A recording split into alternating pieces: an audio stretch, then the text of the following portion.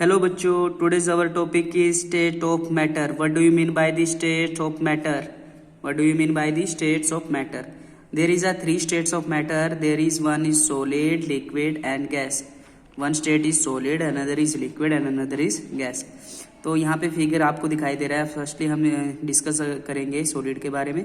तो here is a solid. Solid is a क्या है आपके पास, यहाँ पे चेक करो. There is a fix space, fix particles between the solid shape. Check it here. यहाँ पे स्पेस क्या है, बहुत ही कम है. तो पैकिंग जो रहेगी क्या रहेगी, वो क्लोजली पैक्ड रहेगी.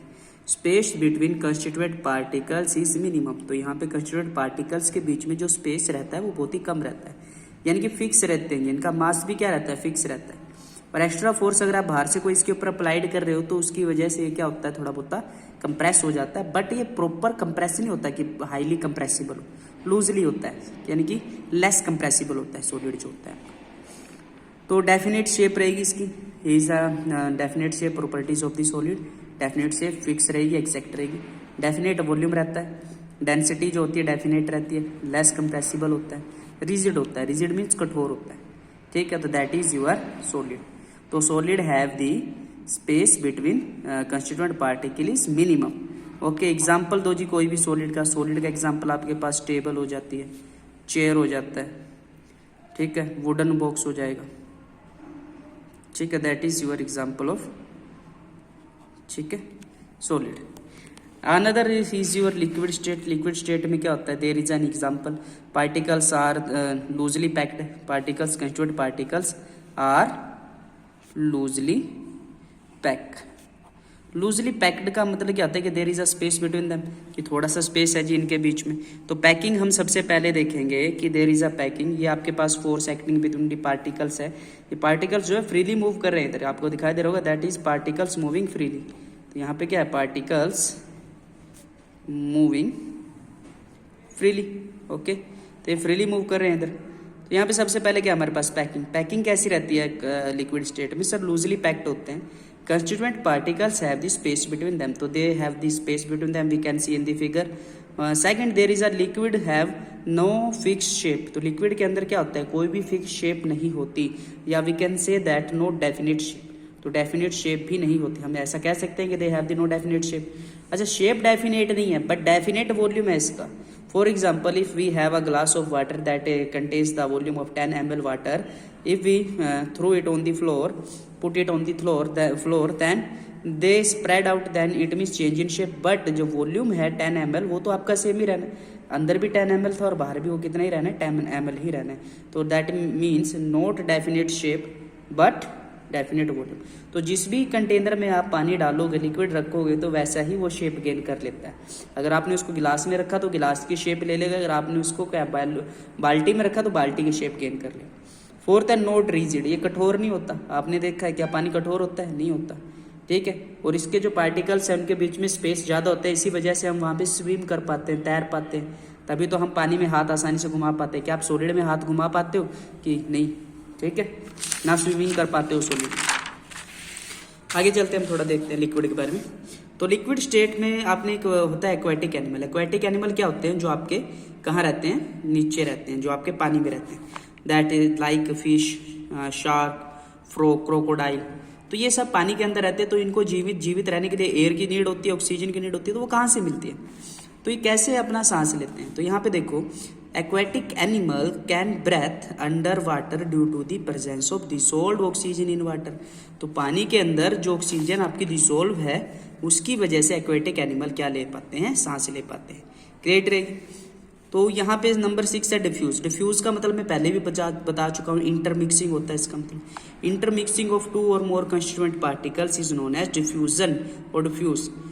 तो यहाँ पे देखो, सॉलिड जो है, लिक्विड जो है, गैस जो है, उनके जो कंस्टिट्यूएंट पार्टिकल्स होते हैं वो आपस में क्या करते हैं, डिफ्यूज होते रहते हैं, इंटरमिक्स होते रहते हैं. अभी हम लिक्विड पढ़ रहे हैं तो सॉलिड, लिक्विड और गैस के पार्टिकल्स सब किस में घुलेंगे, लिक्विड में.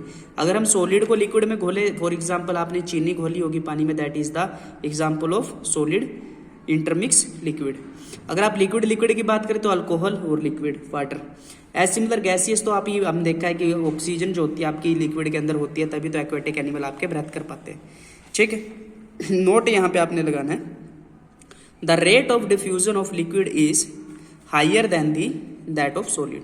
तो किससे ज़्यादा होता है डिफ्यूजन जो रेट होता है लिक्विड का वो सॉलिड से ज़्यादा होता है। क्यों होता है? क्योंकि भी देखो सॉलिड्स के जो पार्टिकल्स होते हैं उनके बीच में जो साइज होता है इज वेरी स्मॉल, बट जो आपके लिक्विड के पार्टिकल्स हैं उनके बीच में जो होता है गैप जो होता है उनके बीच में ज़्यादा रहता है इन कंपैरिजन ऑफ सॉलिड। तो वहाँ पे पार्टिकल्स आपके इजीली मूव कर पाते हैं, तो डिफ्यूज जल्दी हो जाते हैं, इंटरमिक्स जल्दी हो जाते हैं, क्योंकि उनके पास they have the space between them, space between the constituent particles.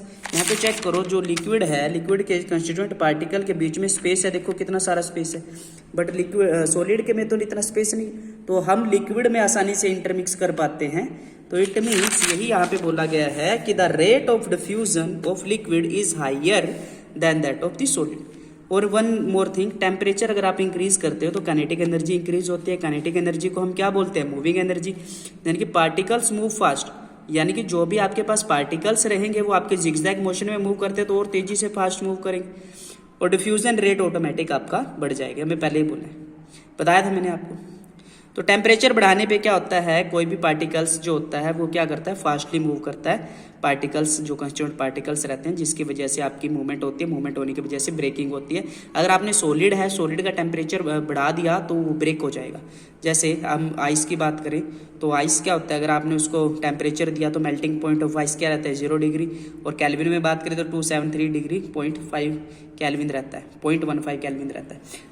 तो यही आपको वहाँ पे चेक करना है, ठीक है। टेम्परेचर बढ़ाओगे तो आपका ब्रेकिंग होगी। एज सिमिलर आपने अगर सॉलिड में टेम्परेचर बढ़ाया तो लिक्विड में कन्वर्ट हो जाएगा।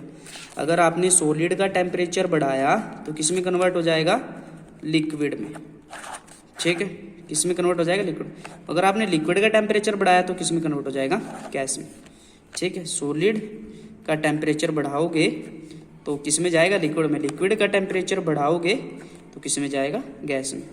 क्लियरिटी रहेगी बात में? Okay. Now third one is your गैसीय स्टेट। गैसीय स्टेट क्या होती है सर? इसके जो पार्टिकल्स रहते हैं कंस्टिट्यूएंट पार्टिकल्स वो फार अवे ईच अदर रहते हैं। देखो कितने दूर दूर है, आपको दिखाई दे रहा है। वो तो बहुत स्पेस है इनके बीच में, तो डिफ्यूजन रेट बहुत ज़्यादा रहता है इधर। तो इनके जो रैंडमली मूव करते रहते हैं पार्टिकल्स, कभी इधर कभी उधर कभी इधर। तो constituent particle far away each other, एक दूसरे से बहुत दूर है। No definite shape, no definite volume, no definite density, और कंप्रेसिबिलिटी रहती है जिसमें आसानी से हम इसको कंप्रेस कर पाएंगे। डिफ्यूजन भी ज़्यादा रहता है इसमें टेम्परेचर बढ़ाने पे।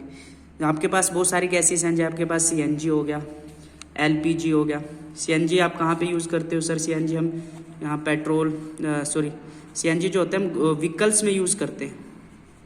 और जो LPG है लिक्विड पेट्रोलियम प्योरीफाइड गैस, ये आप कहाँ पे यूज़ करते हो सर? ये आप किचन में यूज़ करते हो, आपको पता होगा सबको, किचन में यूज़ करते हैं हम खाना बनाने के लिए। तो यहाँ तक आपने करना है, आगे की वीडियो जल्दी अपलोड होगी। Thank you.